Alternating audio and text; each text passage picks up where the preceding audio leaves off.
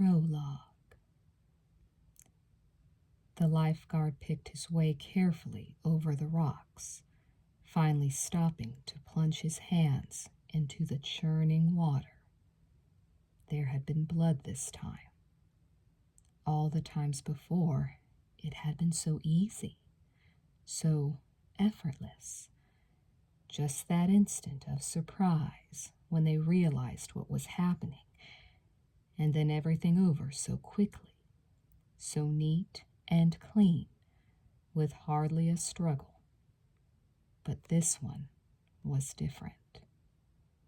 This one had looked him right in the eyes and begged for her life. And, "Please," she had cried over and over again, "please don't kill me, please." And he couldn't listen anymore. All that crying and pleading. Couldn't look at her face, and he'd had to hit her. Again, till finally she was quiet. He'd wanted to be gentle with her, of all people, because she'd trusted him, cared about him so much. But she'd come to him and told him that she knew, and she would have told others, and then they'd have put him away. No, he couldn't let that happen. He had his reputation to think of. After all, he was the lifeguard. Chapter 1. "Don't struggle," the voice said. "Don't. It'll be easier if you don't struggle." But the roaring came again, like it always did, that growing surge of indistinct sound, and a scream, muffled, distant. Don't struggle. But she was struggling. Great gasps of air from lungs bursting, and that split second, that terrifying instant of realization as strength gave out and water poured in, black and sickening and endless. Don't, the voice was fading, as everything was fading, as her very life was fading, ending. "Oh, God, help me!" Kelsey Tanner jolted upright, heart pounding, and her hands flew out, desperately seeking something to hold on to. "Hey, you're okay. This old boat's been through a lot, but it's still pretty dependable." She didn't know the boy beside her, but her hands were clamped down on his shoulders, and his eyes were so close that she could make out soft green flecks beneath his lashes. "Oh," she murmured and pulled away, conscious now of the rocking movement of the ferry and the flush creeping over her cheeks. "Oh, I'm so sorry." The green eyes laughed at her. "Don't apologize. Women throw themselves at me all the time. I'm used to it. Look." He bent down to peer into her face. "You're still pretty pale. I'll get you some water." "No, really, I feel fine. Don't go to any trouble." "No trouble," he grinned. "Be right back." She gave a half-hearted nod and leaned back against the wall, watching him disappear down a stairway at the far end of the deck. That dream again! Kelsey shut her eyes against the memory, but the images began to gather like old familiar reruns, so she forced herself to stare at the vague outline of land in the distance. Beverly Island. She had never even heard of Beverly Island before, but Eric Connell, her mother's boyfriend, was coming here this summer to work on his plays and spend time with his kids, and he had invited Kelsey and Mrs. Tanner for a visit. Kelsey hadn't wanted to come. She'd had her heart set on going with her best friend to Ginny's family cabin in the mountains. His sons are lifeguards. Mom had tried to tempt her. And his daughter can't wait to meet you. We'll probably hate each other, and I'll probably hate the island too. You're going, Mom had said. And that was that. Kelsey groaned and grabbed hold of the wall as the floor took a sudden slant beneath her feet. Water. As far as she could see, choppy, gray water. An eternity of it. Here you go. She slammed back against the railing as a hand reached out to steady her. Hey, easy. I really think you should sit down before you fall down. And it was him again. Green eyes and wide, lazy smile, and strong hands guiding her back to the wooden bench, safely away from the sea. Just drink this and stay put. I'm a lifeguard, but I'd rather not have to rescue you this far from shore. Kelsey's ears pricked up. Lifeguard? Are you Eric Connell's son? For a moment, Kelsey felt a twinge of uneasiness, looking into his eyes. He stared at her, his grin slowly fading. No, Skip Rockford, but I know both his sons. Are you a friend? Sort of. I'm just visiting. Oh, then I guess you haven't heard. The uneasiness began to spread. Heard what? Skip opened his mouth, but before he could answer, Mrs. Tanner rushed up, smiling as if she'd known him all her life. Isn't this boat great? Mom waved her arms in the air. I can't believe we're really here. Can you, Kelsey? No city for 2 whole weeks. I wanted you to feed the gulls with me, but you were having the best nap and... At that, Skip glanced down at Kelsey's bent head. You are better now, aren't you? Yes, Kelsey said quickly. Thanks again. She downed the last of the water and looked up to see her mother scrutinizing her. Something's wrong, Mrs. Tanner said flatly. No, Mom, it's just a little headache. Kelsey brushed it off. I'm feeling much... It was the dream again, Mom said, and Kelsey looked away, almost guiltily. Oh, Kelsey, you haven't had it for such a long time now. It's all this. Kelsey's voice tightened. The boat and all this water? You know how much I hate water, but you made me come anyway. With a sharp intake of breath, she folded her arms across her chest, trying to stop the violent shaking inside her.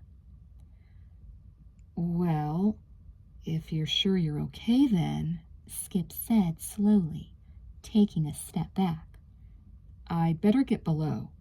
We'll be docking in a few minutes. See you on the island, huh? He grinned and waved, vanishing into the crowds, but Kelsey closed her eyes and sighed. Kelsey, Mom said quietly, honey, I'm sorry. I thought it'd be good for you to have a vacation, make new friends. I guess I thought... Her voice sank to a whisper and trembled. Maybe you could forget. She trailed off, but Kelsey's mind raced on. Forget? How in the world would she ever be able to forget? When every sight of water reminded her. When the same nightmare kept coming back. When every time she looked in a mirror, the reminder was always there. Her father's black eyes snapping back at her. Her father's black hair, wavy and wild. His nose, his chin, his olive complexion. How could she ever forget when he wouldn't let her? Honey, Mom's hand settled lightly on Kelsey's head. If you really hate it that much, you can call Ginny and— It's okay, Kelsey mumbled. Come on. We better find our suitcases. As they joined the line near the exit, she even tried to laugh. Well, at least Eric's kids have never met me, so I still have a chance of impressing somebody. What are their names again? Mom counted them off. Let's see. There's Beth. The boys are Justin and Neil.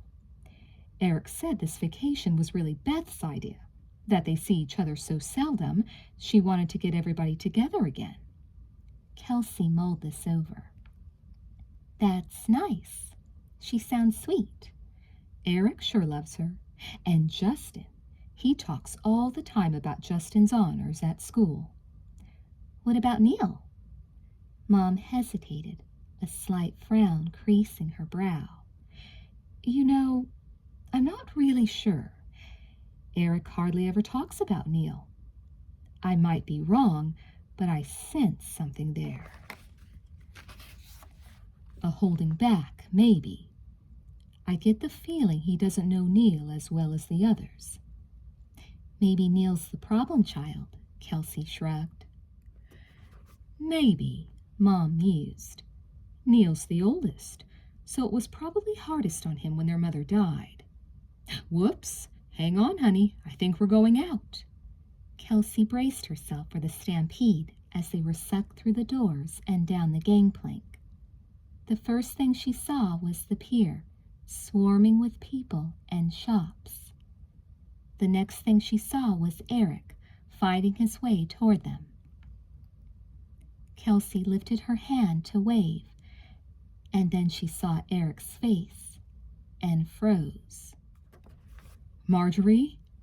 His voice cracked, and he grabbed them, held them close. Marjorie, it's Beth. And then, as if both she and Kelsey were beyond understanding, my daughter. She's missing. Chapter 2. What? Mom's lips moved, marionette-like. What? The boys are with the search party now. I tried to get a hold of you, but we stopped off to see my parents. Mom looked dazed. I never— Eric held up his hands. I have to get back. We can talk on the way. He shepherded them to a jeep, throwing their luggage in the back, and Kelsey climbed in with the suitcases. It happened 3 days ago. His shoulders hunched forward, fingers strained white on the wheel. I should have kept tabs on her. She's only 13. But my work— His voice faltered. I just can't believe she's— Don't, Mom whispered. Don't even think it.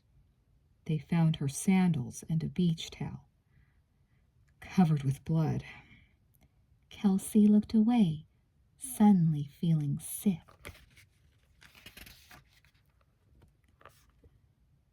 Beth's a good swimmer, like her brothers.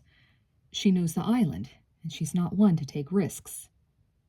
You don't think, Mom suggested gently, that she— well, staged something, maybe ran away? She was going out that night, Eric said, with a local boy she really cared about, Skip Rockford. Skip? Kelsey murmured, but Eric didn't hear. The ferry only runs to the mainland twice a day. The last trip's at 4, and Beth was still home then. I know because she yelled at me from the hall, and I looked at the clock on my desk. What about a private boat? Mom was almost begging. They've already checked it out. Beth had no reason to leave here. She was happy. Skip Rockford. Kelsey was sure that had been the name of the boy on the boat. But if that was the same Skip Rockford Eric was talking about, then why hadn't he seemed more upset? She pressed her nose against the fogged window, staring, when suddenly, out of the rolling mist ahead, something loomed up like a watchful animal. She leaned forward, frowning at the rocky horizon, at the black, ugly scars swelling against the hazy twilight, until the car turned into a driveway and stopped alongside a cottage. The front door banged open immediately. "Dad? Justin, has there been any—" The shake of the boy's head stopped Eric in his tracks. "Nothing.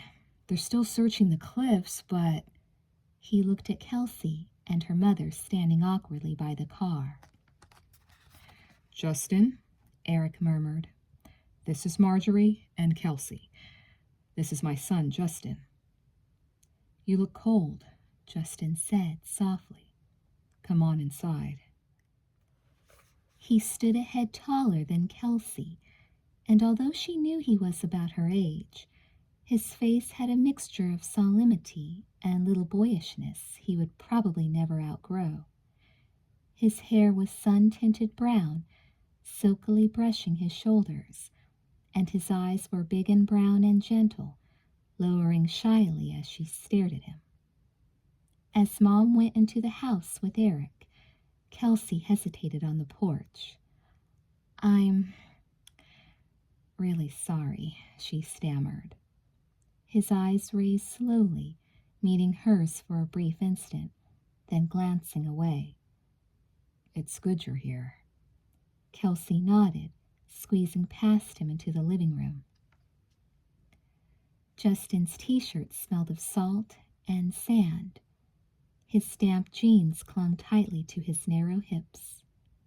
As he went to get their bags, Kelsey noticed a family photograph on the mantel. Eric, Justin, another boy half hidden in the shadows, and, she supposed, Beth, a pretty girl with dimples and long hair and a long red scarf around her neck. "I'll show you your room if you want," Justin said behind her. "Well, I don't know if we're staying." "Sure you're staying. Dad needs privacy for his work, so we have the cottage next door. Follow me." He carried her suitcase across the yard and gave her a quick tour of the house. "Neil and I are in here." Justin pointed to the first upstairs bedroom as they went past. "I guess he'll be coming back, now that it's getting dark. Anyway, here's your room. You can use this first bed." He flipped on the light, and as she stepped across the threshold, her heart sank. Beth was everywhere. In the decor, the clothes in the closet, the shoes under a chair. Kelsey swallowed hard and stared at the French doors next to her own bed, almost a whole wall of floor-to-ceiling glass. "I don't think I can stay here."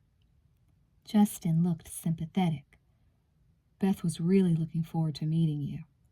She thought up all kinds of things for you to do." Kelsey walked slowly over to her bed, then saw something which made her stare. Propped against the pillows was an envelope with her name on it. "What's this?" she asked softly. Justin shrugged, a sad smile crossing his face. "Who knows?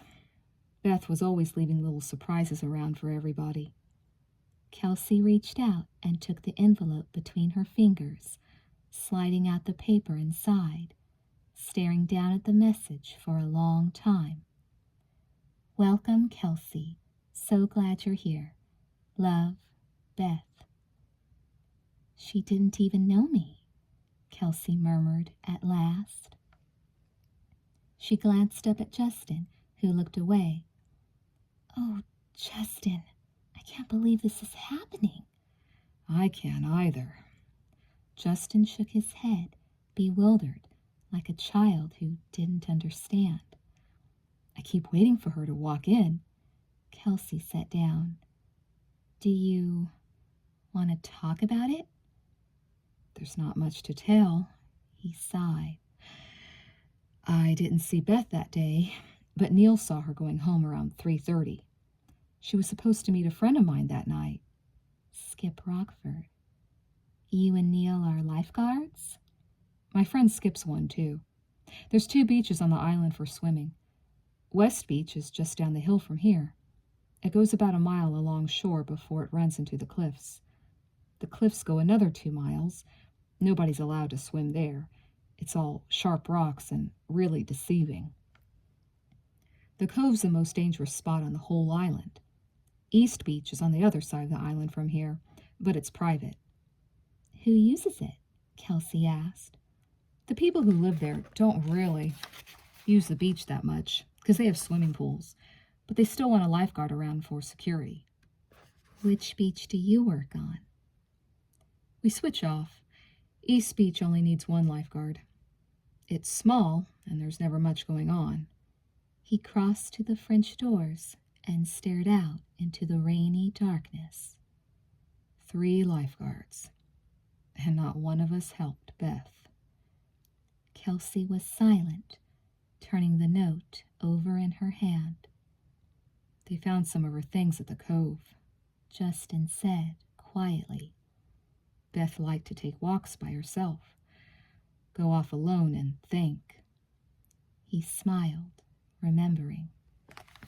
Sometimes she'd come back with these stories.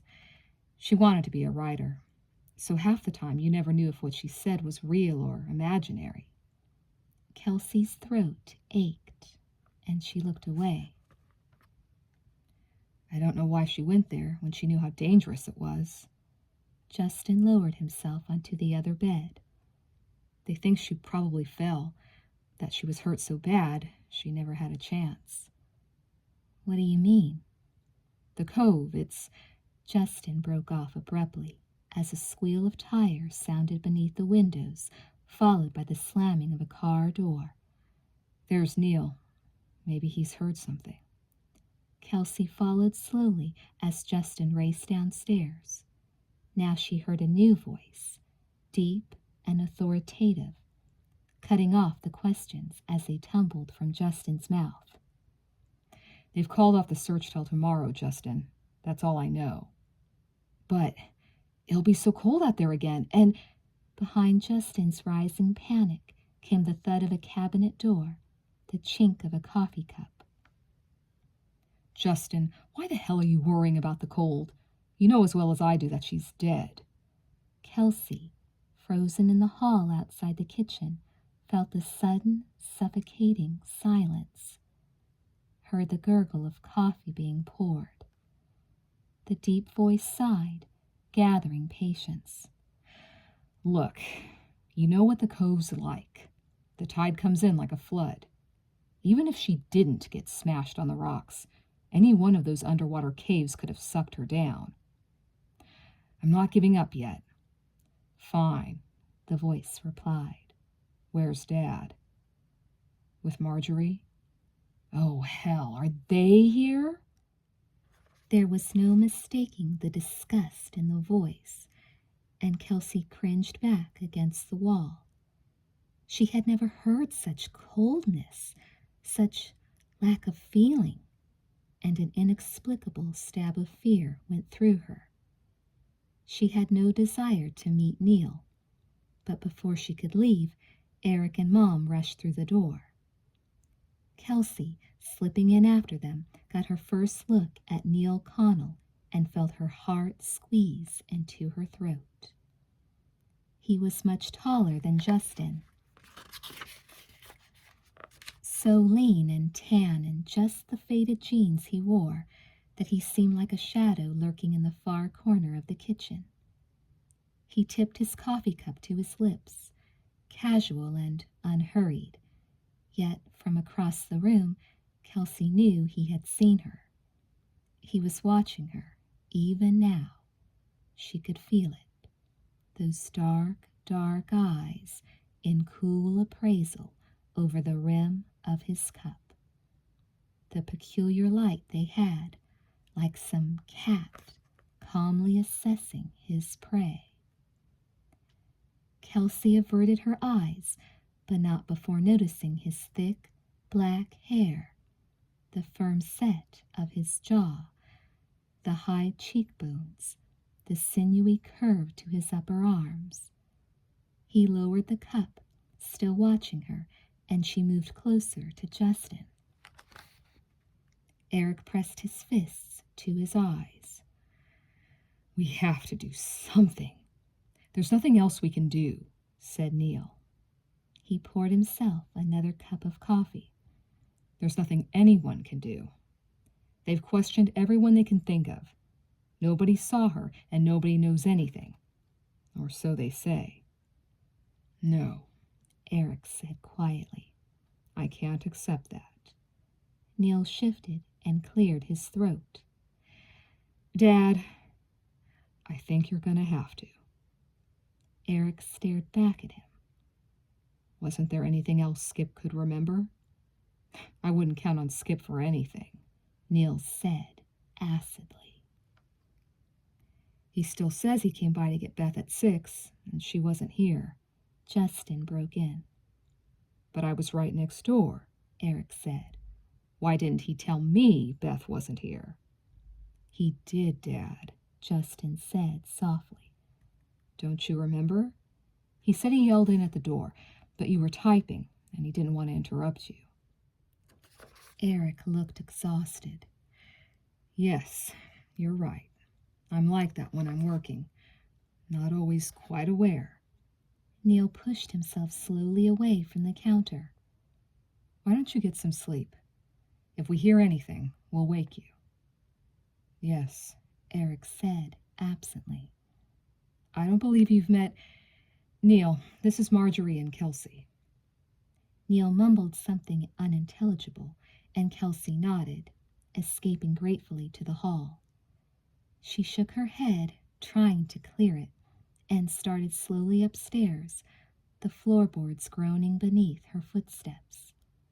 The only upstairs light on was the one in Beth's room. Beth's. Kelsey hesitated in the doorway. Yes, Beth was everywhere, sweet and thoughtful, and somehow very much alive. Rubbing the sudden chill from her arms, Kelsey reached into the closet for a hanger and was startled when a piece of paper fell into the floor. She leaned down and picked it up, a puzzled smile on her face as she read, "Kelsey, I know we will be great friends. Love, Beth." How special, Kelsey thought.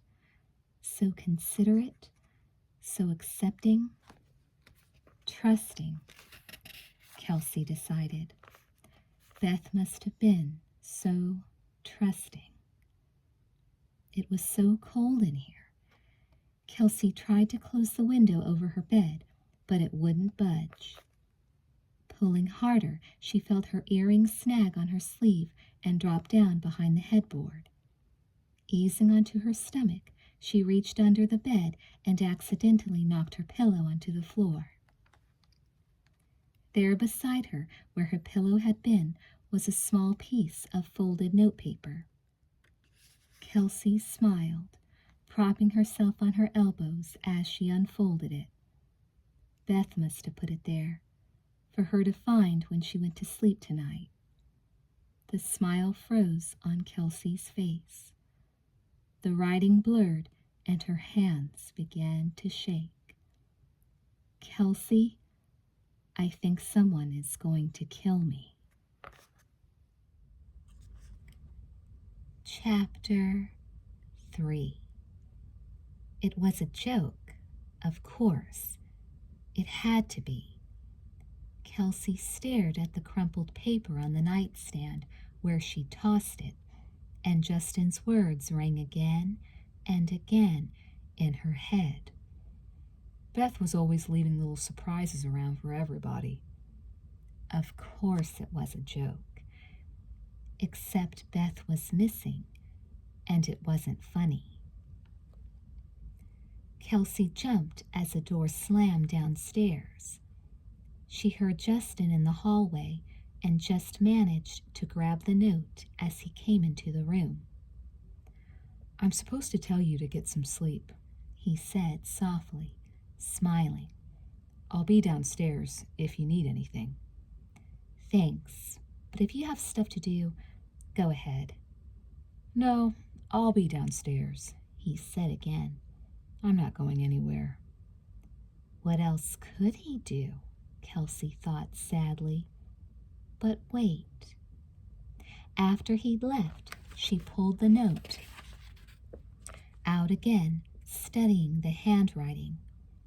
At first glance, it had looked the same as the other notes, but now she could see that it wasn't quite so neat, as if this note had been written in a great hurry. What should I do? Everyone was so upset already, so convinced that Beth's disappearance was an accident. And hadn't Justin said how Beth loved going off alone to dream?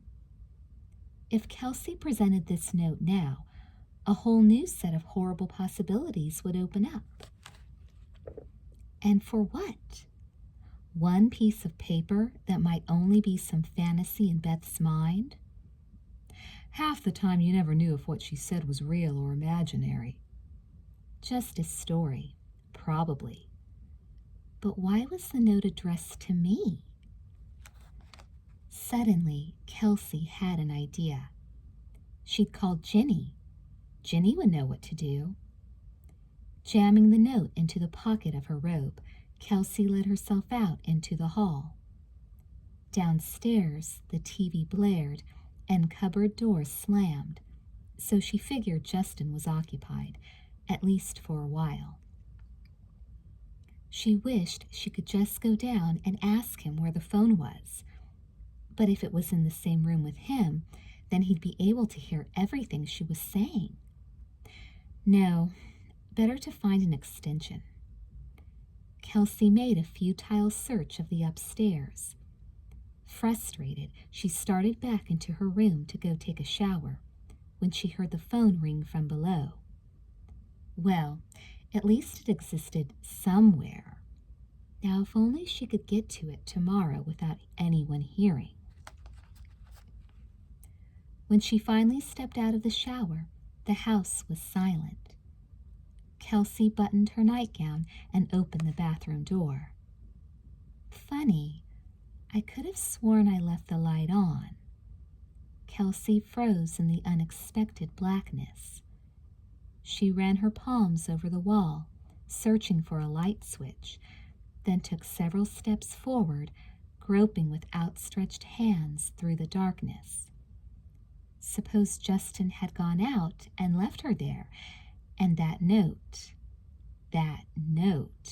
still hidden in her robe, and Beth's bed so empty beside her own. Suppose Beth had come back. Suppose Beth was even now curled up in her bed, in the dark, watching her. Oh, God!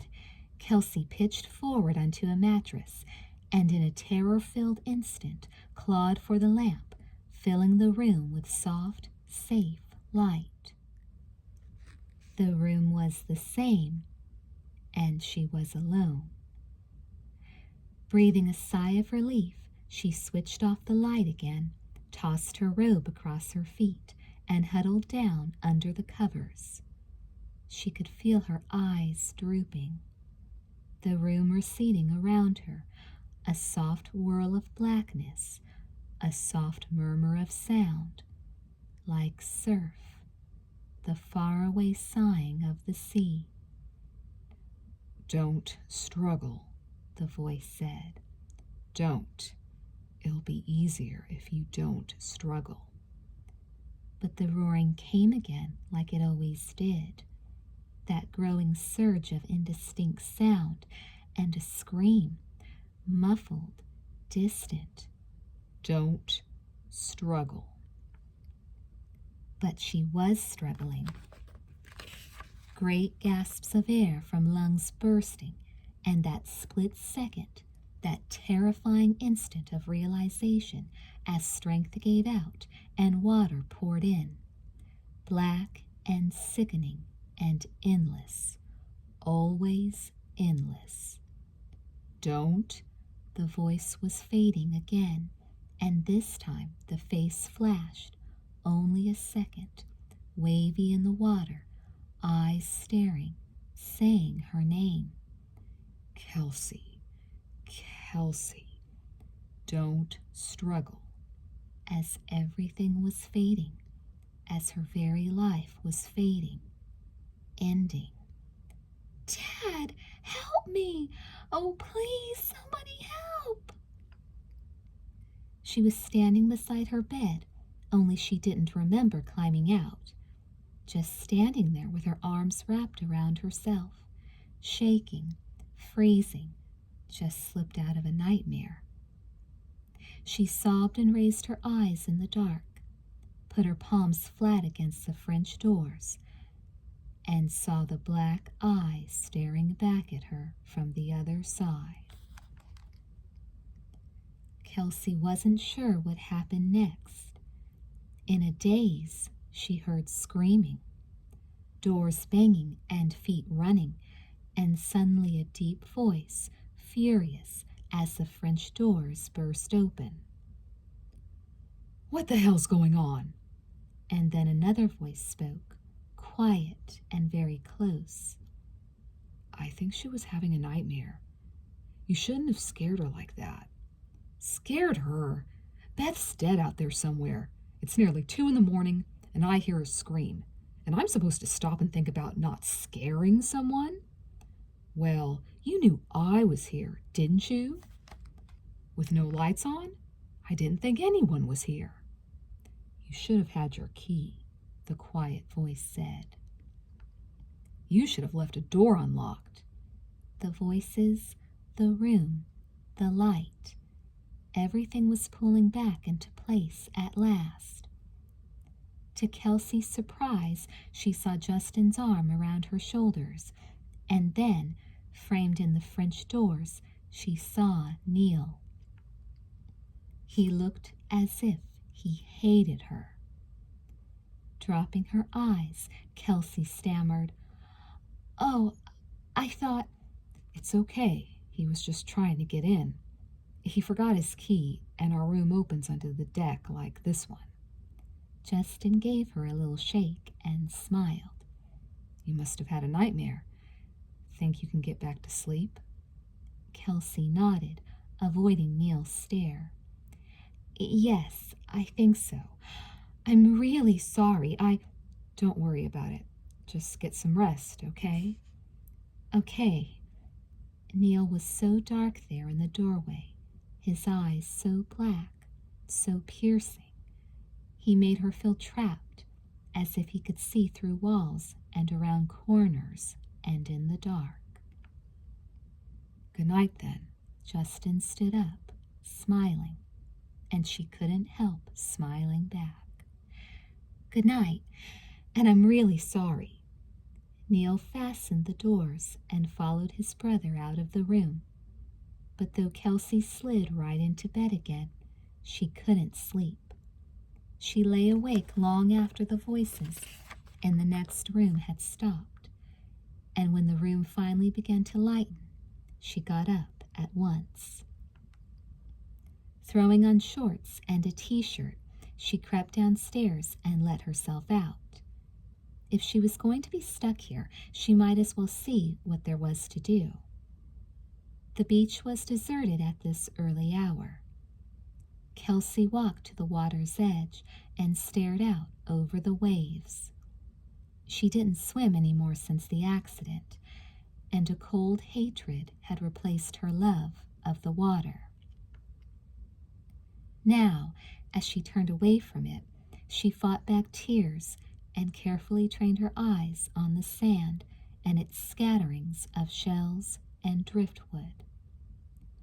A lifeguard station loomed up ahead of her, a dark skeleton against lavender daybreak. She paused for a minute, leaning her head against the stilted legs of the wooden tower, and took a deep breath, listening to the gulls, the rumble of the surf. Strange that there wasn't another soul on the whole beach. Yet somehow she felt like she wasn't alone. Suppressing a shudder, Kelsey hurried on. The sun was higher now, and as the sky paled around her, something in the distance took on sudden shape and substance, separating itself from the gloom and stopping her mid-stride.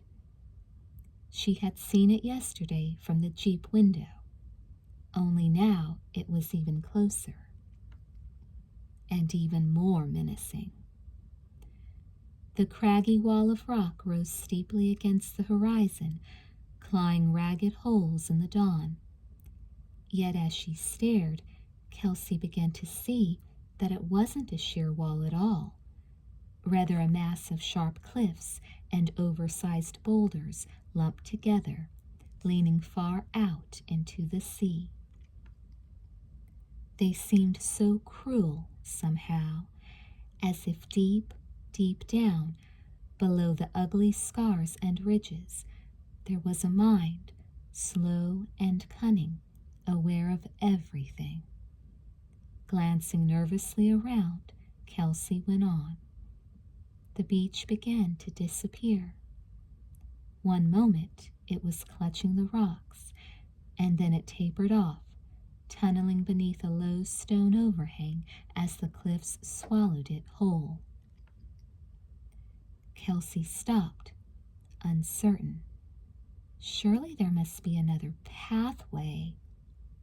Gasping, she whirled, her eyes darting nervously over the empty beach behind her. Empty. And yet she'd had that feeling again, that someone was watching her. Shading her eyes, she scanned the crags above. The sun, inching steadily higher, dissolved the last of the shadows and drenched the rocks golden. And as Kelsey squinted against the glare, she noticed one peak pulling away from the others, standing out from the mass of rocks as if it didn't really belong. She walked closer, eyes glued to the peculiar shape, and then a smile spread over her face. A lighthouse! In the sunlight, the tall tower stood out easily from its surroundings, and Kelsey's eyes swept the incline, looking for a way up. She threaded her way behind the dunes, through sparse patches of trees growing back from the sand, skirting the cliffs. To her delight, she discovered a narrow road carved into the side of the cliff, leading upwards, disappearing into the jagged spears of rock. A high iron gate had been erected across the entrance, nearly 12 feet tall, she guessed, and the gate was open. Kelsey frowned and went closer. The chain that secured the gate was swinging free, the huge iron padlock unhinged. Taking a deep breath, she squeezed between the gate and the rocks and started up. It seemed to take forever. Muscles aching, she followed the tedious twists and turns, shivering as the wind grew wilder, as the rocks pressed unnaturally close. Then, without any warning, the lighthouse was standing just 10 feet away. It looked like an oversized headstone. As Kelsey stared up at its dingy, crumbling walls, her excitement turned to disappointment. It was a dull, mottled color, rust and mildew trailing up the once white stone, and it wasn't straight as it had appeared below, but rather seemed to lean like the cliffs out over the water. Kelsey let her eyes rove up to the actual light tower atop the house. It looked so spooky perched up there all alone. Walls and windows disintegrated from their frameworks. The encircling deck rotted away to a few splintered railings. It probably doesn't even have a floor anymore, or stairs. Only ghosts. Giving herself a firm mental shake, Kelsey walked toward the entrance. It was so isolated up here, so forgotten. She reached out toward the lighthouse door and gave it a shove. She didn't expect it to open. She didn't expect to fall across the threshold and sprawl face down in the dirt and sand, scrabbling madly to tear the sticky cobwebs from her face. And she didn't expect the laugh. The high, shrill, sing-song laugh that rose up from the depths of the lighthouse and echoed again and again from a face she couldn't see. Chapter 4. In her panic, Kelsey fell against the door, jamming it shut. But as the senseless laughter faded around her, she jerked at the latch and stumbled out into the deserted yard. As the wind forced her back toward the road, she spun around to gaze back at the lighthouse. The man was right behind her. With a scream, Kelsey jumped back, eyes riveted helplessly on his ghastly appearance. He seemed a giant skeleton, tattered clothes billowing from his lanky frame, a moth-eaten cap pulled low upon his brow. He was dressed like a fisherman, yet the hands that dangled from his frayed cuffs looked like they could crush effortlessly with a touch. But it was his face, sun-wrinkled, wind-weathered, that filled her with such loathing. The leathery skin was covered with moles, and where his right eye should have been, there was only a filthy black patch. His left eye, narrowed and slanted, was tinged with yellow, and spit clung to the sprouting of whiskers on his chin. Kelsey took another step back, ready to run. "What you doing here, girl, The voice was brittle, the laugh a shrill, thin cackle that left him gasping for breath. Swallowing hard, Kelsey glanced toward the road. You a tourist? The one eye pinned her where she stood, and he cocked his head. You come to swim? Or die, maybe? He chuckled at her look of horror, shaking his head from side to side. Funny things happen to girls swimming round here. Maybe you hear about these things, He took a wobbly step toward her, and Kelsey realized she couldn't move at all. She was too terrified. You think I hurt you, girl? I won't hurt you. Isaac don't hurt nobody. See? He groaned and lowered himself to the ground, joints popping. I sit down. Here. Can't chase you if I'm sitting now, can I? Kelsey watched him, a strange curiosity slowly replacing her fear. If only he wouldn't stare at her with that eye. So, he said, you come to swim? Kelsey felt her lips move. I don't like to swim. No? His scraggly brows drew together. But let me see. You don't live around here 'cause I never seen you, so you gotta be a tourist, and tourists come to swim. I don't like to swim, Kelsey said again. I don't like water. The old man slapped his leg, a fine spray of saliva flying from his mouth as he laughed loudly. You're funny, girl. You come to the beach and you don't like to swim. You come to the island and you don't like water. What you gonna do? He rocked back a little, his eye a thoughtful slit as it looked her up and down. You smart girl, not to swim, maybe. Maybe stay alive that way. A chill snaked its way up her spine, and Kelsey moved her feet, testing the ground behind her. But wait, I did see you before. You got off the boat yesterday. Kelsey knew if she had seen the old man yesterday, she would never have forgotten that face. She frowned and saw that he was laughing at her. You don't see me, but I see you. The grizzled head bobbed slowly. Isaac sees a lot of things. One step back. What do you mean by that? He lay one finger along his upper lip, smugly considering. Ever hear of the 9th day, girl? Kelsey shook her head. When a person be drowned, his body will float on the 9th day. Except this body ain't a he, and it ain't never gonna have a chance to float. Kelsey stared at him, her legs turned to rubber beneath her. I don't know what you're talking about. You're just trying to scare me. He gave a high-pitched chuckle. Me? Scare a nice little girl like you? Isaac just tells the truth. You should listen to old Isaac. I should report you. Report me? He breathed in, his face mocking. Well, now, I see I was wrong about you, wasn't I? Wrong about what? I thought you be a smart girl. I thought you listened to the truth. You tried to scare me back there, and it wasn't funny.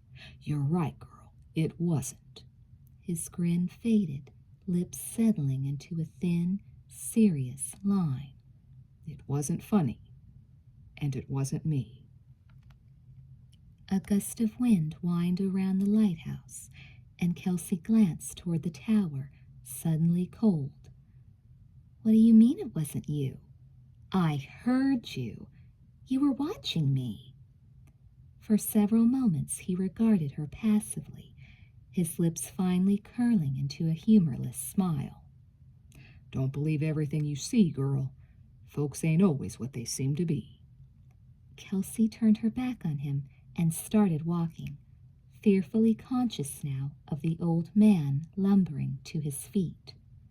You remember what I say, he shouted. You remember, and you have a care. There's evil all around you, closing you in. It's got you. Anytime it wants you, it's got you. She heard him running now, stumbling after her, and in terror she veered off the road, scrambling over a ledge. Praying for a foothold. The cliff went almost straight down. Trying not to look, she felt her way backward over the rocks when she heard a sharp whistle above.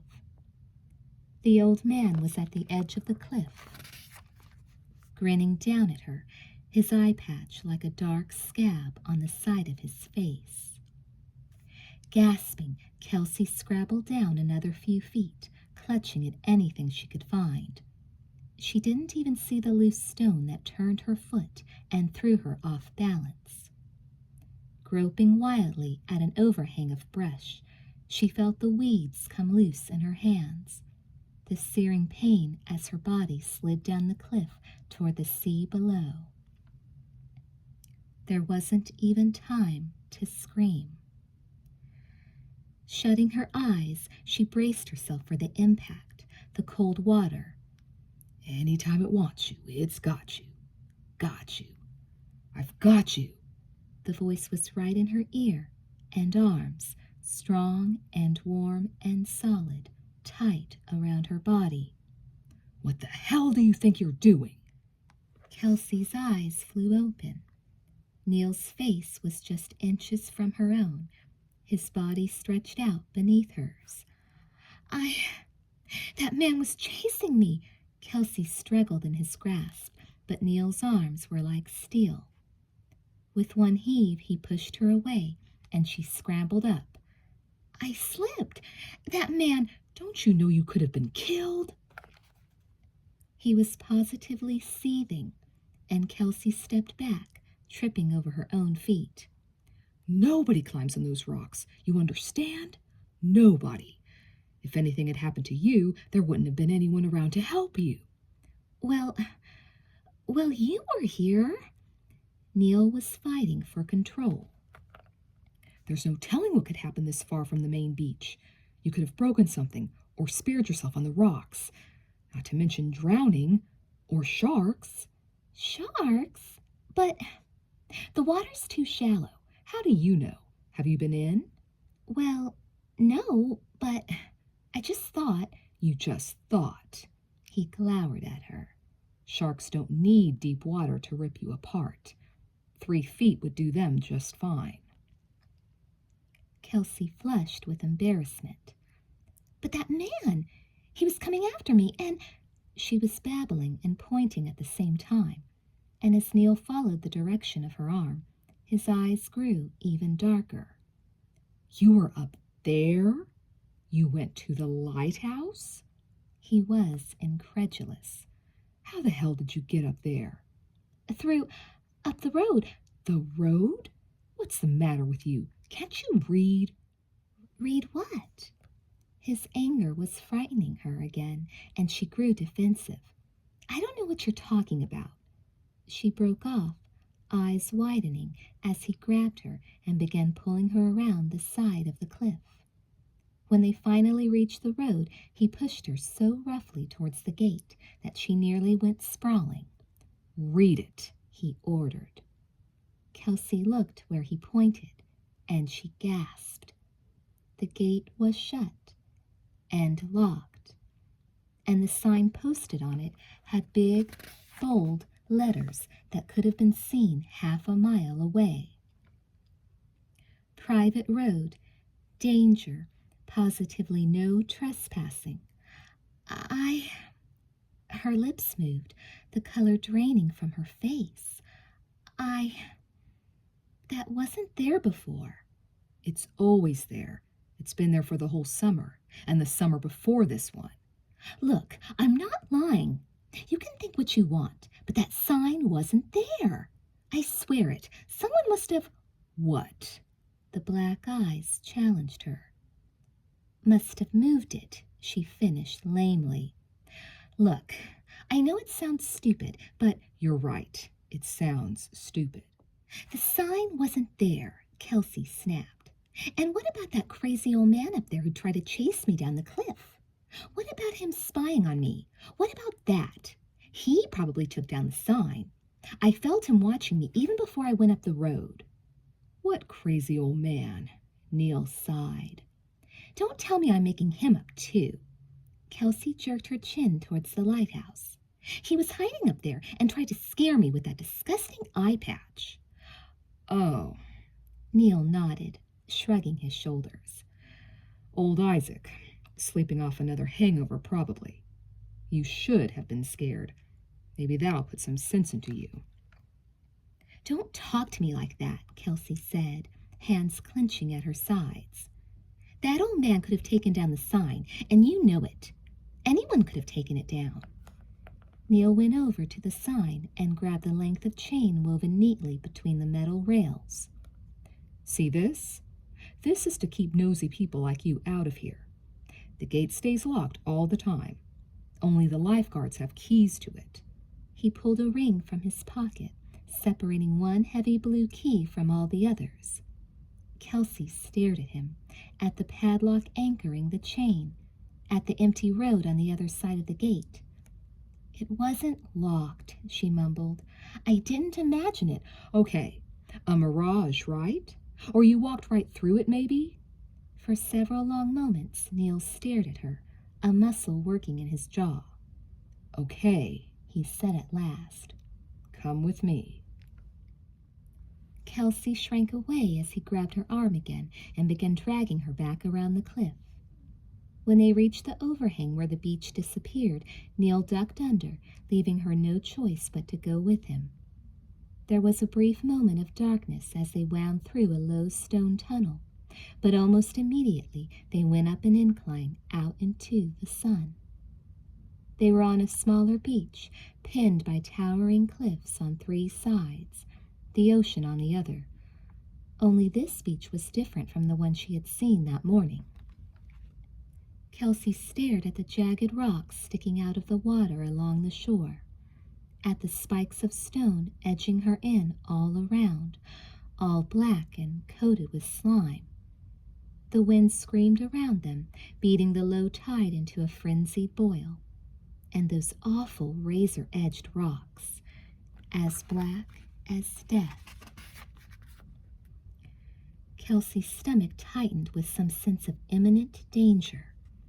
The water was too close here, too wild, and those boats, rocking slowly on the waves beyond the first outcrop of saw-toothed rocks. Those boats just heaving up and down, up and down. What are they doing out there? Kelsey wanted to run from them. They're too close to the rocks. Shouldn't you warn them? Neil looked down at her, his face hard. They're looking for Beth. They found her things on that ledge over there. Kelsey didn't want to look, yet felt her eyes following the point of his finger. The ledge was only partway up the cliff, easily accessible, and surrounded by water that appeared fairly shallow. It's not so deep now, Neil went on, and Kelsey jumped as if he had read her mind. You could wade in it as long as the current doesn't slam you up against those rocks. But later, when the tide comes in... His voice dropped, and Kelsey stepped away from him. Should I go on? Neil asked in mock politeness. I don't like it here. Kelsey forced some authority into her voice that she didn't feel. I'm going back. Suit yourself. It's not fun to think about, being trapped here. Kelsey turned on her heel and fought down the urge to run. Neil had done this to her on purpose, and she didn't know what he was trying to prove anyway. He didn't seem to be taking his sister's death very hard, and he certainly didn't seem to like her. Kelsey wondered if Neil cared about anything. She ducked through the tunnel, falling gratefully out into the daylight at the other end. She didn't know if he was following or not as she hurried back along the beach. To her relief, there were other people out now, the sounds of distant shouting and laughter. Kelsey quickened her pace. She wouldn't let Neil upset her. She'd just try to stay out of his way and... Look out!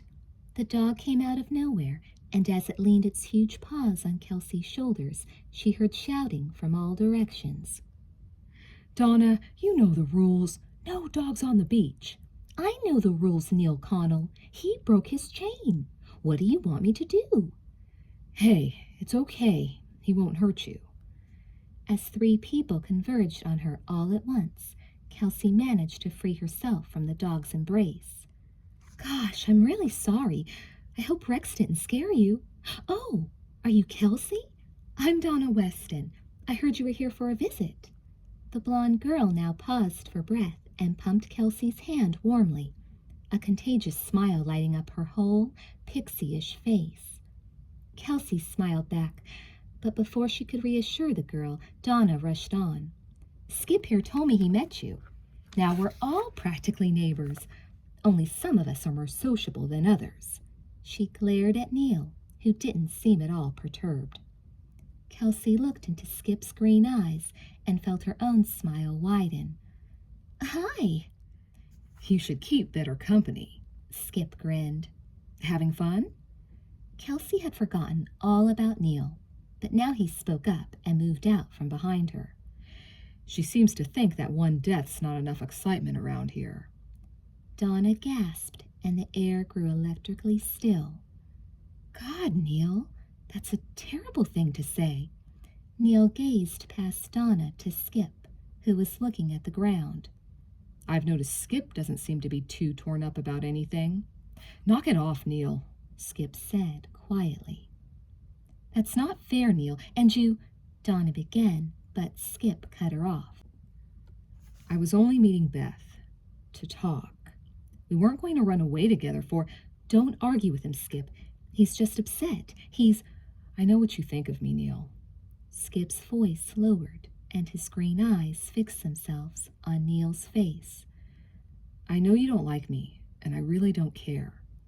But if you're looking for a suspect, the sheriff's already given me the 3rd degree, and I'm still out on the streets. And in case you haven't noticed, I'm not even handcuffed. Not that it would matter, Neil retorted.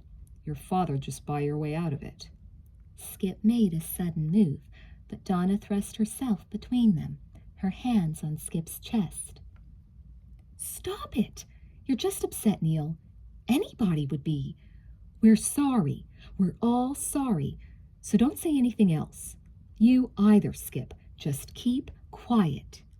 Kelsey saw Neil's eyes, the livid set of his face, and a shiver of apprehension went through her as he slowly drew himself back. Get your damn dog off the beach, he muttered. They watched him walk away, and then Skip cupped his hands to his mouth, throwing a shout straight at Neil's back. She can do whatever she wants as long as I'm around. I own this beach. Chapter 5. Not the greatest introduction, Donna said ruefully. I'm really sorry about all that. It's not your fault. Kelsey threw her a tight smile. I think maybe I'm starting to get used to him. Yeah, well, good luck. They looked at one another and burst out laughing, and Skip glanced down at his watch. Look, I've got to run. I'm on duty. Just ignore him, Kelsey. That's what we do. He tipped his baseball cap. Ladies, I trust you'll have the pleasure of my company again? If you're lucky, Donna retorted, and he gave them a jaunty wave as he trotted up the beach. So, Donna was all smiles again. How about some breakfast? I know a great place for cinnamon rolls. Well... Kelsey shaded her eyes and peered off through the gathering crowds. I didn't tell anyone I was leaving, and I really don't know what the situation is back at the house. I understand. Donna's face was sympathetic, and Kelsey felt comfortably drawn to her. It must be awful for you, showing up in the middle of everything. Sure you wouldn't go for one little roll? She looked so beseeching that Kelsey laughed and gave in. To tell the truth, I don't really want to go back to the cottage now. Neil really hates us being there, I think.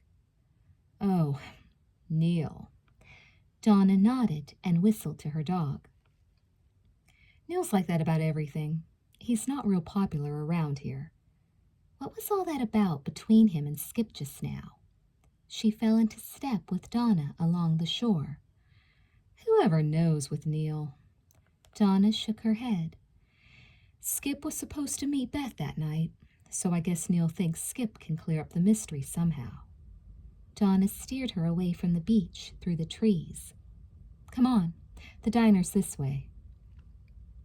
Kelsey straggled up the hillside, stopping to catch her breath as she saw the old building with its West Diner sign. Fancy, huh? Donna swept long hair back from her face and waited for Kelsey to catch up.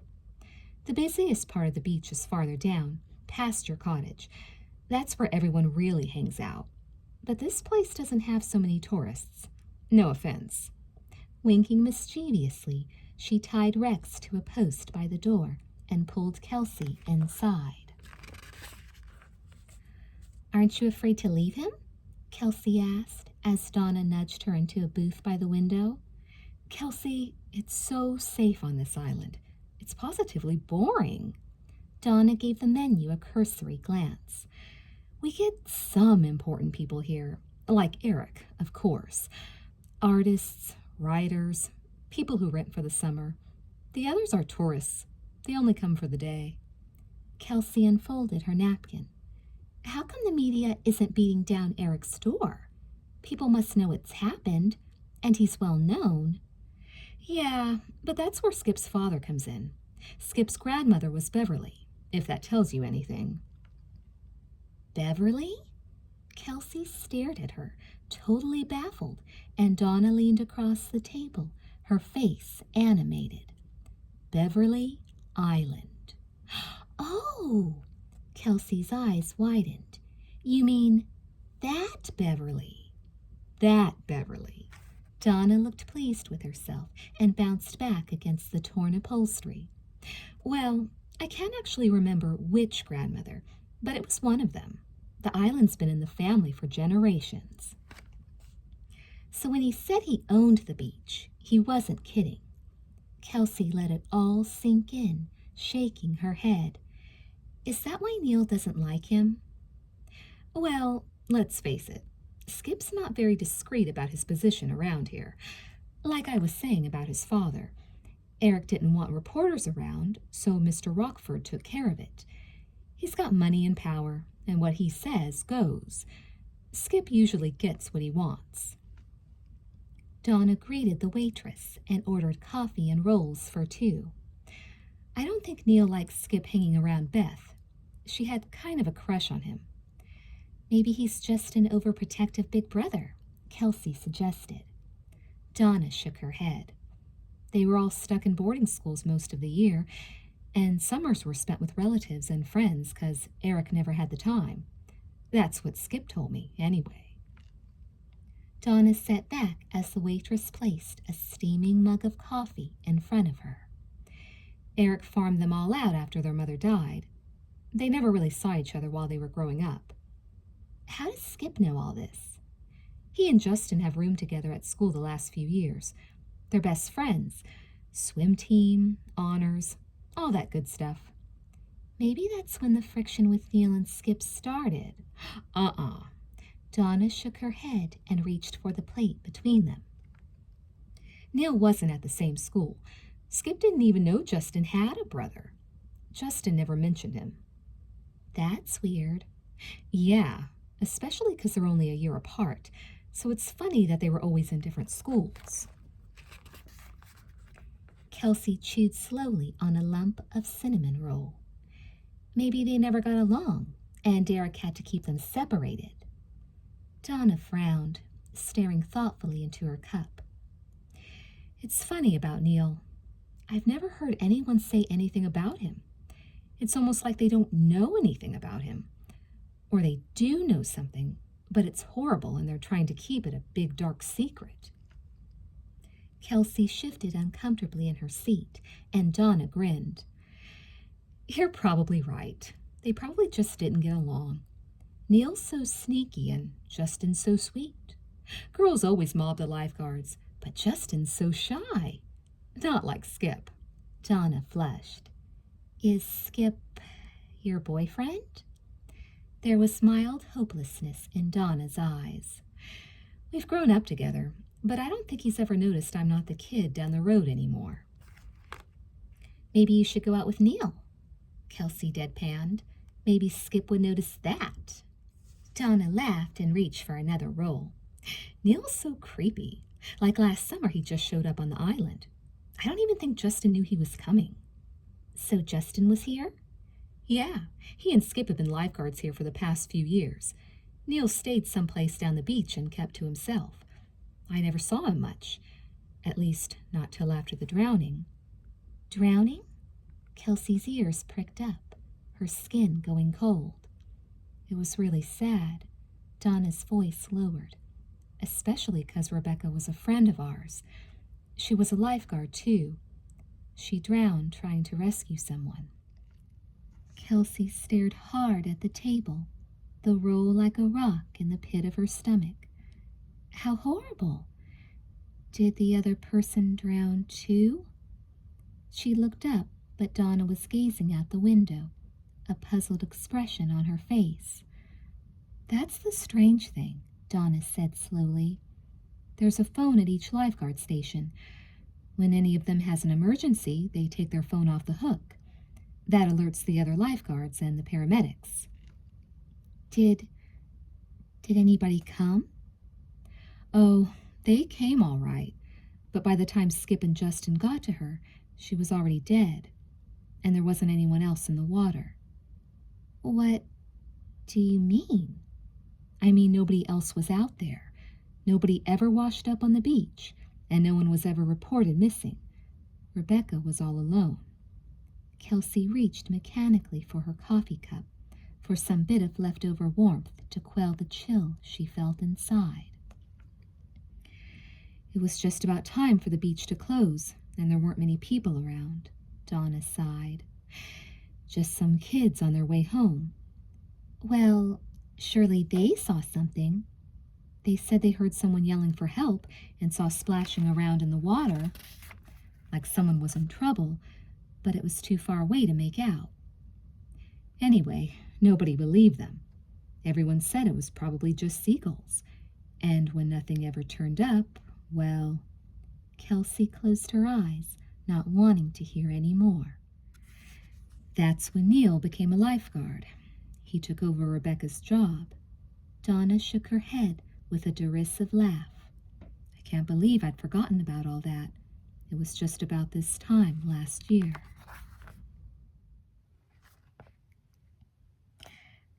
Chapter 6.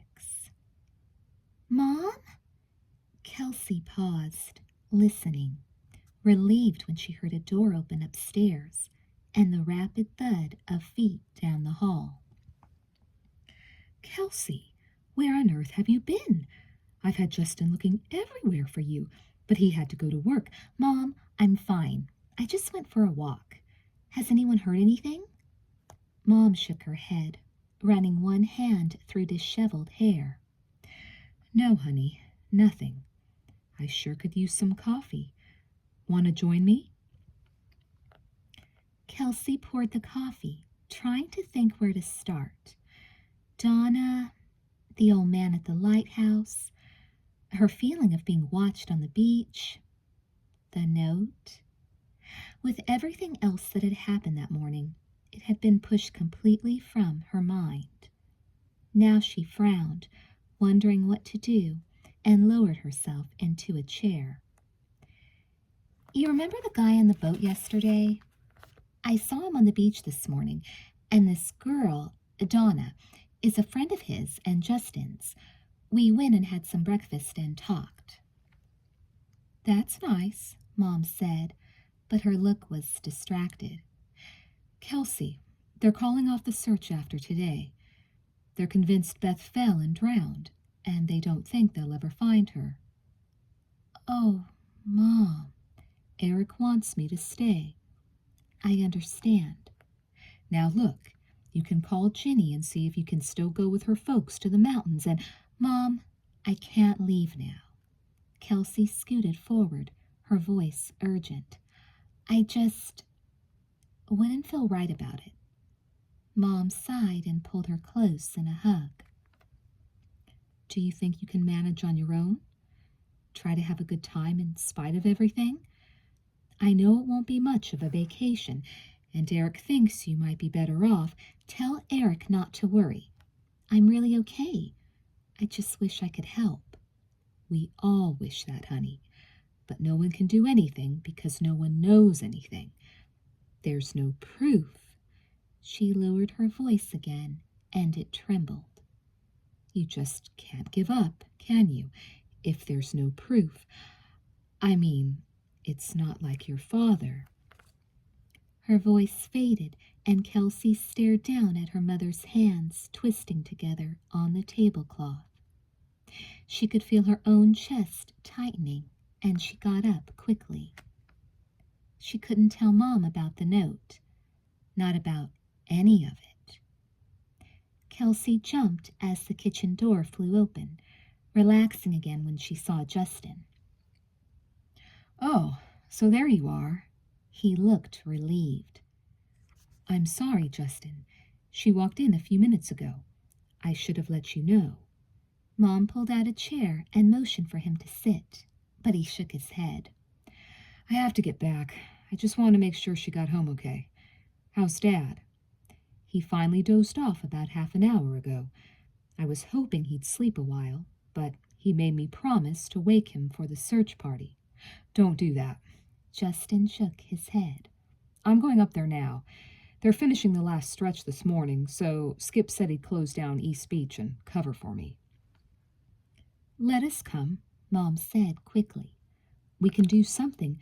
No, you need sleep too, Justin said kindly. I'd rather you just lock the door and try to rest. But what if someone comes by or tries to call? Mom argued. If anyone's heard anything, I doubt anyone would call except maybe the sheriff. And he'll be with us. It's an unlisted number anyway. Justin took a pad off the counter and wrote on it.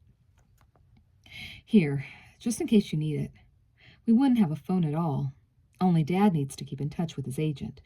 It's the same number for both houses. Both? Well, when the phone rings, it rings here and next door, too. That's so one of us will hear it if Dad's locked away with his typewriter going. Except we're usually not around, so Dad always misses his calls. Kelsey smiled and took the paper he handed her. Justin backed towards the door again and paused. The search won't last much longer. Maybe you heard. They've covered the whole island and gone over the cove dozens of times. Kelsey felt a knot in her throat. She wanted to say something, but Justin was gone. Donna's coming by to take me sightseeing, Kelsey mumbled, but she knew her mother hadn't heard. She slipped quietly outside, turning her face to the sun, taking in deep gulps of fresh, warm air.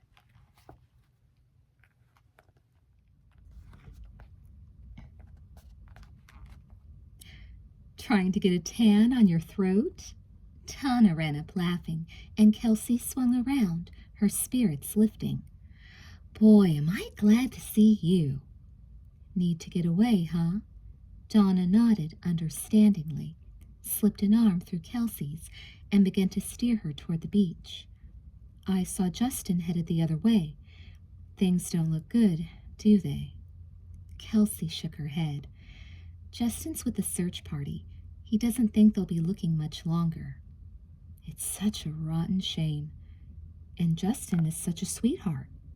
I can't stand to see him sad like this. Was Beth a good friend of yours? Not really. She only came this summer. I never got the impression she was... Donna cast her a meaningful look. You know. Too bright? No kidding? She sounded to me like she was really sweet. Oh, sweet, yes. Always smiling. Always something nice to say to everyone. Kind of like Justin, really. Only, you know, slow. Like things took a long time to get through to her. But her brothers were really nice to her. Even Neil? Yeah, it's funny, huh? Even Neil. Come to think of it, Donna screwed up her face, puzzling. I never heard him speak a mean word to her. He was always really patient. Like maybe he realized she couldn't grasp things as fast as everyone else. Kelsey felt sad. She must have been pretty special. No wonder there's such a void in the family. She seemed to really like both of them, Donna added, staring into the blue sky as if the past were playing there like an old movie. But she hung out with Justin more than Neil. All this summer she's been a sort of permanent fixture around him. Like when he was working West Beach, she was never very far from his station. Did he mind? Never seemed to. And you know how some guys would handle that. I mean, can you picture Skip putting up with a tag-along little sister? Donna rolled her eyes. That's funny, isn't it? They grew up never knowing each other, and when they were finally together, they really seemed to get along. Maybe... Kelsey stopped to shake a rock from her sandal. If she was a little slow, they felt sorry for her. Maybe. Donna mulled this over, then added, that makes it even worse, you know? That's what I keep thinking about. That she was kind of innocent and naive, and nobody was there to save her. Kelsey shut her eyes, a flood of unwanted memories pounding through her brain. No, I will not think of them. Hey, are you okay? Donna shook her gently by the elbow, and Kelsey forced a smile. Yes, something just got in my eye. Well, you better watch where you're going. The beach is really busy. Kelsey couldn't believe the change since her walk that morning. Now the shoreline was absolutely jammed with people. Where did they all come from? She asked, amazed, and Donna giggled. End of summers, trying to squeeze in all their last flings before school starts. The beach will be empty again when the boat pulls out this evening. What happens then? The beach just closes down? Well, it's never really closed. Not literally, but it's swim at your own risk after 6. I mean, the lifeguards can't just live there 24 hours a day. Don't any of the islanders ever use their own beach? Oh, sure, but not that many. They swerved around a volleyball game. Everyone's been warned about the risks after dark. And really, there's not many kids on the island anymore. They've all grown up and left. A lot of them go to the mainland to work, or they're off on exotic vacations. And what about you? Donna threw her a mischievous grin. My folks own the fanciest restaurant on Beverly. And am I a lady of leisure? No way. Unfortunately, my folks also believe in the old-fashioned values of hard work and earning your keep. This just happens to be my day off. Tomorrow, Mom and Dad jet off to London, and where will I be? Waitressing and bussing tables. Kelsey laughed and hurried with Donna through the crowds. They had been going in the opposite direction from Kelsey's route that morning, and this part of the beach was like a whole different world. Instead of quiet cottages on the rise overlooking the sand, there was a hodgepodge of food stands, game booths, souvenir tents, bright blue awnings, and striped umbrellas, all jammed together with swimsuited bodies and glistening tans. Floating in the salty air was an overpowering mixture of hot dogs, suntan oil, hamburgers and grilled onions, dried shells and seaweed, and hot, hot sun. Laughter and shouting mingled with the rush and break of the waves, blaring radios, the happy screams of swimmers, and through it all came the hollow boom of a voice. You're out too far. Get closer to shore. Look, there's Skip. Donna tugged at Kelsey's sleeve, and they stopped beside his tower. Hey, Lifeguard, how's the weather up there? Hey, ladies. Skip grinned down at them, perfect white teeth flashing in his perfectly tanned face. Just the usual routine. Let's see. Oh, I'd say I've saved about 200 lives in the last hour. And broken how many hearts? Donna flung back. You cut me to the quick. Skip tried to look wounded. Can I help it if they all lust after me? Can I even blame them? Dreamer. Donna aimed a punch, but he dodged. And where are you two headed? Thought I'd take her on a tour of the island. How grand. That should take all of 10 fascinating minutes. He bent over and winked at Kelsey. You understand, of course, that seeing me was the highlight of the tour. Everything from now on is simply garbage. Donna finished smugly. Don't pay any attention to him. He's a perfect example of what too much sun can do to the brain. Is that any way to talk to someone who might one day save your... Skip broke off and gave a sharp blast on his whistle. I said come back. They really respect you, Skip, Donna said, straight-faced. I'm very impressed. She started to pull Kelsey away, but Skip aimed his megaphone down over their heads. Now hear this. Are you coming over tonight? Why would we want to do that? Donna clamped her hands over her ears, and Skip grinned. Because the servants are away, and I want to play. Come on, be a sport. We need some bright moments in our lives. Happiness, joy, laughter. Oh, sounds pretty boring. Donna faked a huge yawn. You'll have me all to yourself, Skip reminded her, without all these jealous females around. Donna tried to hide it, but Kelsey saw the quick flush on her cheeks. Skip, you really are too much. And why would I ever want you to myself? You know I don't like used merchandise. But I'm like fine leather, he deadpanned. The more I'm handled, the better I get. The more stuck on yourself you get, Donna retorted. Donna, Donna, Skip said, his tone patronizing. Now you know you don't mean that. You know how boring tonight will be anyway. All alone in your house with nothing to do. So what? So I think you'll come. Skip looked as if he had won a secret battle. And anyway, you didn't let me finish. I want to get Justin over there. Get his mind off all this horror movie stuff. Oh, Skip. Donna looked uncertain. I mean, I think it's really nice of you trying to cheer him up, but do you really think he'll feel like coming? And what about Neil? Skip heaved a martyred sigh. I'll even ask Neil, out of the goodness of my heart. He stared down at them for a moment, his expression turning serious. I'm worried about Justin, Donna. He just won't let himself believe that she's gone. And what do you think? Kelsey spoke for the first time, and they both looked at her as if they'd forgotten she was there. Skip sighed again and balanced the megaphone on one knee. I think she fell and drowned. I think she was wandering around the cove where she shouldn't have been, and she slipped, and the tide came in. I don't want to be a pessimist or anything, but it's happened before. People taking chances on the beach after dark. We've just been lucky and found them, that's all. Kelsey looked startled, staring at Skip while Donna tried to pull her away. Come on, Kelsey. Miles to go before we eat.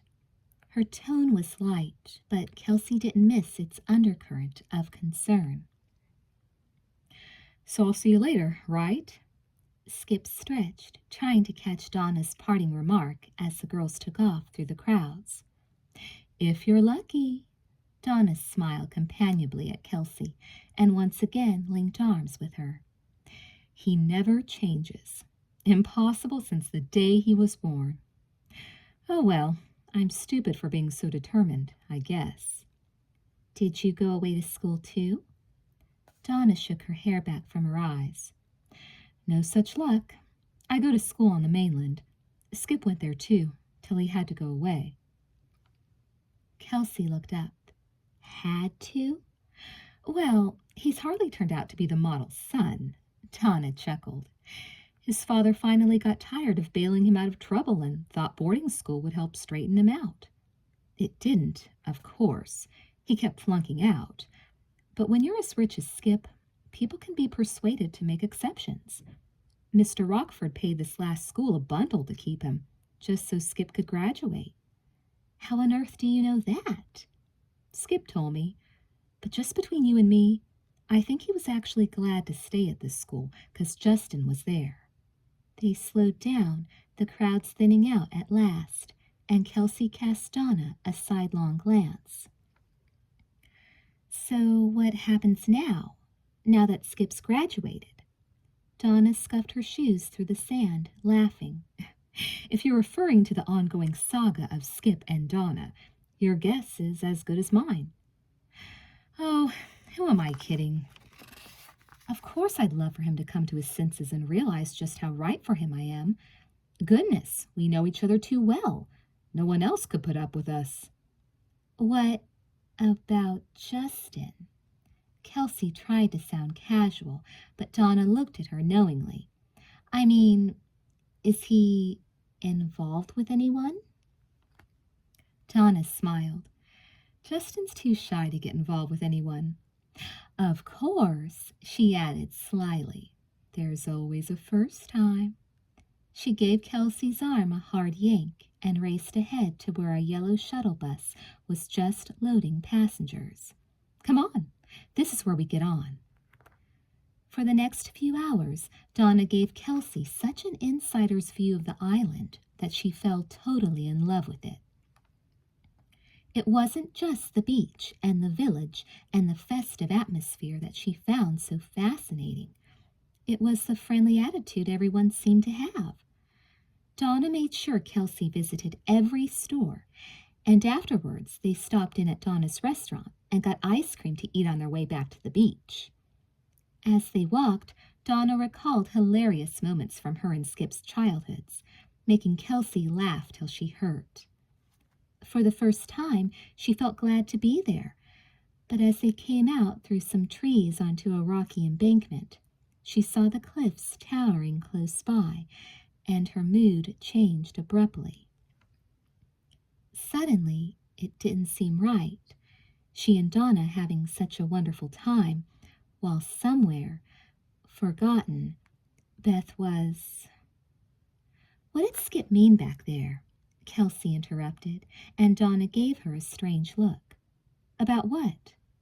"About people taking chances on the beach after dark, and your being lucky in finding them." "Oh, that." Donna sighed and climbed over the rocks, obviously following some invisible path that she had taken many times before. "It happens sometimes, even when people are warned. It's like I told you, the guys just can't be on duty all the time. People think they're safe because they're only going in for a minute, just to wait or take a quick dip." In spite of the hot sun, Kelsey shivered. "And they drown," Donna finished. "The tides are so strong, so different all around the island. People just get pulled out before they know it, and there's no one around to help." Kelsey reached out to steady herself, but Donna was a few paces ahead and didn't see. "We've had 2 drownings already this summer. It's not something we publicize. I mean, the last thing we want is for people to be afraid of this place." "That's horrible," Kelsey murmured. She felt weak, and Donna was getting farther away. "But like I said, it's lucky they were found. They were both girls about our age, vacationing on the island. I'm glad I didn't find them. I think I'd go nuts." Kelsey took a deep breath, a hesitant step. The rocks were hard to climb, but Donna didn't seem to be having any trouble. "Who did find them?" "Oh, you wouldn't know him." Donna's voice was getting farther and farther away. "His name is Isaac. He's an old fisherman who hangs around the island. Really creepy looking, with an eye patch." Kelsey stumbled, caught herself, trudged on. I do know him." She wasn't sure if she had spoken aloud or only inside her head, but Donna was calling back. "There's a really neat view from up here, if I don't have a heart attack first. You can see all the cliffs and both beaches, and Skip's house is just over there. There's a road, but it's usually locked up." "Road? Donna, are we going to the lighthouse?" Kelsey stopped, but Donna continued to climb. "Sure. Don't you want to see it?" "I thought we weren't supposed to—" "We're not." Donna grinned sheepishly back over her shoulder. "But I love it up there. It's so private and the view is the best. Come on." Sighing, Kelsey started after her again, already feeling little ripples of apprehension through her body. She didn't want to run into Isaac again, or Neil. "Here we are. Up you go." Donna gave her a boost, and Kelsey stumbled onto solid ground at last, gasping for breath. "It's a shortcut," Donna said apologetically, putting her arm around Kelsey, steering her forward. "I should have put you in training first. Sorry." She didn't seem to notice how Kelsey clung to her as they went closer to the lighthouse. "It's something, huh?" Donna tilted her head, gazing up at the imposing structure. "It was built in 1824. The last lighthouse keeper lived here for over 40 years. Kelsey raised her eyes reluctantly, her fingers clamping onto Donna's arm. Again it was there. Again, that feeling of being watched. They just let it go, Donna said sadly. After all its years of warning people away from the rocks. Of course it didn't always help. Lots of ships went down in the cove. Lots of folks still think the lighthouse is haunted, that all the souls of the drowned walk in the tower and cry and try to lure new souls to their deaths. Kelsey squeezed her eyes shut, trying to force the fear away. The cry of the wind, the unseen eyes that watched. Maybe it was them, Donna whispered. Maybe Beth heard them calling her and... Come on, Kelsey said firmly. She fought down mounting terror and pulled Donna along behind her, hurrying, not really seeing clearly, tugging her back down the embankment as she tried to keep her balance. She heard Donna stumbling along behind her, the wail of the wind, her own heart pounding, and she saw the rocks weaving unsteadily beneath her feet, but not the thing. She didn't see the awful thing sticking out of the grass, clawing at the air as if it were still alive, clawing at her ankle like a last hope.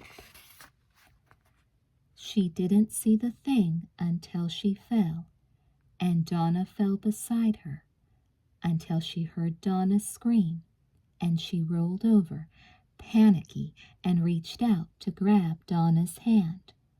Only it wasn't Donna's hand she grabbed, and it wasn't Donna's eyes staring back at her, empty and glazed with horror.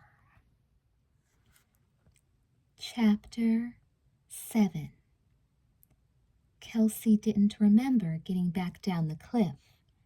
It was as if some automatic pilot had taken over and flung them both onto the beach and set their legs in motion. She was vaguely aware of running, of Donna's shout, of people looking at them as if they'd lost their minds. But it wasn't until she heard a horn honking that she came fully to her senses. Skip! Skip! Oh, thank God! Skip! It was Donna's shrill voice that shattered the last of Kelsey's stupor, and she saw the jeep slamming to a halt on the sand, and Donna throwing herself on Skip, and crowds gathering to listen as Donna babbled. Skip, up there! You've got to come, Skip! He was half out of the jeep with his arms on her shoulders. Donna, snap out of it. Stop it now. Tell me what's wrong. Oh, Skip, up there. Where? There. Donna made a blubbering sound, and Skip shoved her into the jeep. The crowd was growing, people attracted by the shouts, some straining to look up the beach, others starting to walk in that direction. Come on, Kelsey, get in. They took off in a spray of sand, and Kelsey turned her face into the wind, glad for the stinging shock against her cheeks. Donna was still jabbering in the front beside Skip, and from time to time he reached over and patted her, nodding, his face anxious but baffled. As the curious dwindled away behind them, Kelsey could see the cliffs getting closer, and she pressed her fists into her stomach, trying to stop the awful dread. They jolted to a stop beside the locked gate, and Skip jumped out. Okay, where? Up there, on the other side. It was in some weeds. Donna shuddered as Kelsey got out and raised her eyes slowly to the lighthouse. Shouldn't you call for help? Not till I'm sure I really need it. Skip pulled at the chain around his neck, his expression annoyed. Terrific. I've lost my key again. You guys are always losing your keys. Donna's voice rose. Skip, hurry! No, wait, here it is. Skip took a blue key from his pocket, fiddled with the lock, and unwound the chain. Then he put his hands on his hips, scanning the face of the rock. You don't believe me, Donna said, hurt. I didn't say that at all. All I said was, maybe you should at least call Neil. Donna insisted. Call someone, Skip, please. Neil's with his dad on the search party, and Justin's due back any second. Skip mumbled, eyes still studying the rocks above. And what were you two doing up there anyway? You know better, Donna. You know how dangerous that place is. Don't lecture me, Skip, Donna shouted. He whipped around, and her face was pale and pleading. Skip, there's really somebody up there. You've got to help her. You can't help her. I think she's dead. Kelsey bit her lower lip and saw the others staring at her. Skip let out a low whistle. Are you sure? Maybe just unconscious, Donna began, but Kelsey shook her head and walked to the gate. No, her eyes were empty. She was dead. You mean you really found a body up there? Skip was staring at them in total astonishment, and they nodded in unison. Was it Beth? Skip asked at last. The girls exchanged desperate looks. Then Donna shut her eyes, swallowing hard. I don't know. It happened so fast. You don't know? What do you mean you don't know? We didn't really see her face. Donna broke in, panicky. We just tripped over her. Skip, get up there. Okay, just don't get hysterical on me. You wait here. No, wait here, Donna. I mean it. They watched helplessly as Skip disappeared up the hill. Kelsey wasn't sure just how far down the cliff she and Donna had gone, how long it would take before Skip finally found that awful thing sprawled in the weeds. She could feel her pulse hammering, and when she looked over at Donna, her friend looked back miserably at her. What's taking him so long? Donna groaned. I thought he'd be hollering by now. Maybe he's in shock, Kelsey murmured. Or throwing up. That's what I feel like doing, just throwing up. Donna covered her face with her hands, her voice shaking. Oh, God, Kelsey, if it was Beth, I swear I really didn't see her face. If it is, come on, I'm going for help. No, wait, look, there he is. As they hurried over to meet him, Kelsey tried to get a glimpse of his face, steeling herself for the worst. But it wasn't grief distorting his face. It was anger. I guess you think you're pretty damn cute, huh, you do? He nodded at them, his lips pressed into a sneer. Pretty funny stuff, calling me away from the beach like that. What is this, scare the lifeguard day? Donna looked flabbergasted. Skip, what are you talking about? Oh, come off it, Donna. Okay, so I fell for your stupid joke. Dumb me, ha ha. You just better hope nobody drowned back there while you've had me on this wild goose chase. Skip shook his head and slammed the gate back into place. Now get out of here. You can walk back. Skip! Hey, wait a minute! Kelsey ran up, catching his arm, her eyes wide with disbelief. This isn't a joke. Believe me, there's nothing funny about it. There's a girl lying up there, and she was dead. Didn't you see her? No, and you didn't either. Well, then, you must have looked in the wrong place. Donna was babbling again, grabbing Skip's shoulders, shaking him. You must have stepped right over her. Or maybe she rolled down the hill. You shook the ground and she rolled right down. Rolled right. Skip rolled his eyes and pushed Donna firmly away. Donna, you are a typical, illogical, emotional female. Rolled down the hill. He snorted and climbed back into the Jeep. There was nobody up there, dead or alive. If you don't believe me, go see for yourself. No! Donna looked stricken at the prospect of meeting up with a corpse for the second time, but then she saw the look on his face. All right, we will go back. We'll show you. You will not. You're not supposed to go up there, and you know it. If you go back, I'll have you arrested for trespassing. Then come with us. I dare you. Oh, great, Donna. Terrific. You really do want me to lose my job. No way. I've listened to you enough for one day. Skip gunned the motor, and the Jeep made a sharp half-turn. You're crazy, Donna. A crazy, lame-brained female if there ever was one. But I saw her too!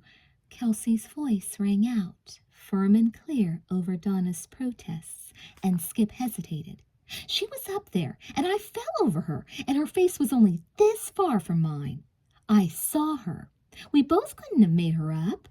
Skip pondered this, his green eyes lazily playing over her face.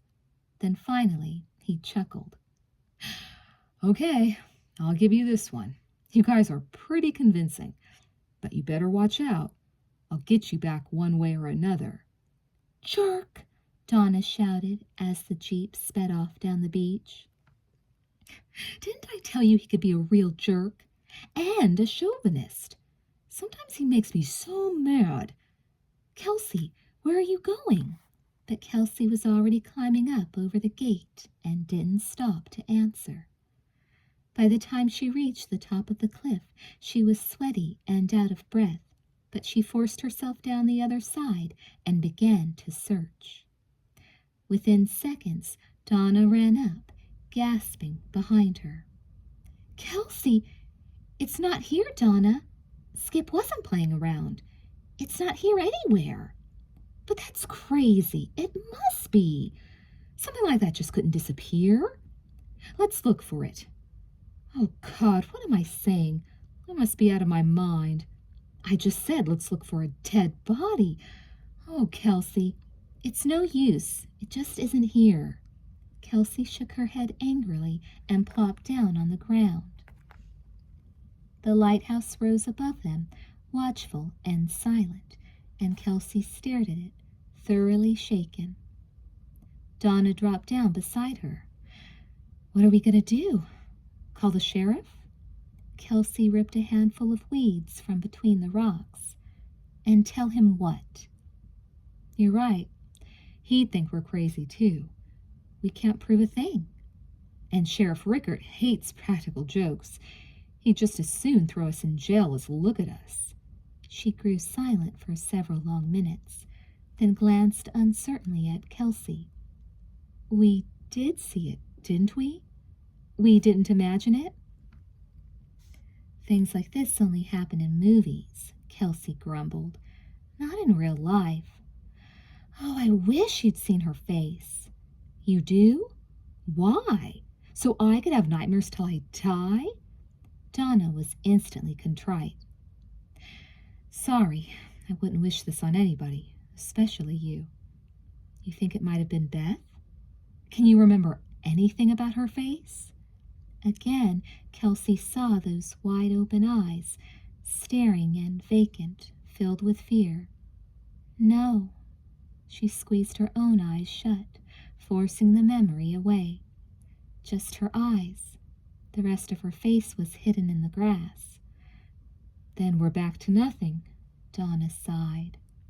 She shaded her eyes and stared off toward the ocean. I guess I can't really blame Skip for being mad, for thinking it was just some kind of sick joke. It is pretty hard to believe. I mean, this whole thing with Beth disappearing and all. He's got to be thinking about all that horrible stuff at school. Those Brookfield murders. Kelsey, scanning the slant of the cliff as it meandered to the sea, only half heard her. What? Oh, those co-ed killings. Don't tell me you never heard about the Brookfield murders. It was all over the news. This time Kelsey sat up and leaned forward. I do remember something about that. At least, I think I do. Some boarding school, wasn't it? But I don't remember all the details. Well, That was Skip's school, Brookfield, named after the town, also Brookfield, where he and Justin were roommates. Donna wrinkled her nose and tilted her face into the breeze. Skip said it got really scary around there for a while. Cops swarming everywhere you looked. Girls just started disappearing. How horrible! Did he know any of them? He dated some of them. She gave a wry smile. He told me about them, of course. Said they were all really nice girls. Not the kind who just walk away with anybody or hop in some stranger's car. He was really upset about it when he and Justin were home for spring break. No clues, no leads, nothing. Those girls vanished into thin air, and no one could find them. They still haven't found them. Kelsey felt a shiver work its way up her spine. And they never had any ideas at all? Not a single suspect? No, and I guess they thought of everything, too. Even checked out the local mental hospital to make sure none of the patients had escaped. A mental hospital in the same town as the school. I find that extremely appropriate somehow. Kelsey laughed, but it sounded strangely hollow. Her eyes moved again, restlessly, over the rocks, the wind-worn path, the scrawny plants. You seem awfully nervous, Donna said uneasily. I am. Me too. I'm scaring myself. Let's go. Donna led the way up again, so she was several yards ahead when Kelsey let out a yell. Don't do that! Donna scrambled back, watching dubiously as Kelsey squatted down. I almost killed myself. What is it? Oh, God, I can't look. Come on, Donna. It's not a body. Kelsey moved her hands in a wide circle along the grass. But it's been here, don't you see? Look at all this grass, all flat like this. It's been here. We didn't imagine it, Donna. It was right here in this exact spot. Donna stared down at the vague imprint on the ground, her face pale and blank.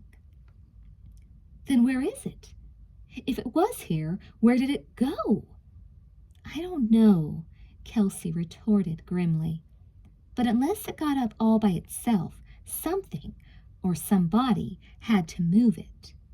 They stared at each other in silence, horrible possibilities washing over them in icy waves. At last, Donna sank to her knees and clamped cold fingers onto Kelsey's arm. What if it was Beth? What if it wasn't? A mocking wind howled up over the edge of the cliff. Far below, the ocean hurled itself furiously against the jagged rocks. Kelsey raised her eyes and stared at the lighthouse, its broken shell resolute and guarded. Well, whoever it was, Kelsey said softly, she sure didn't drown way up here.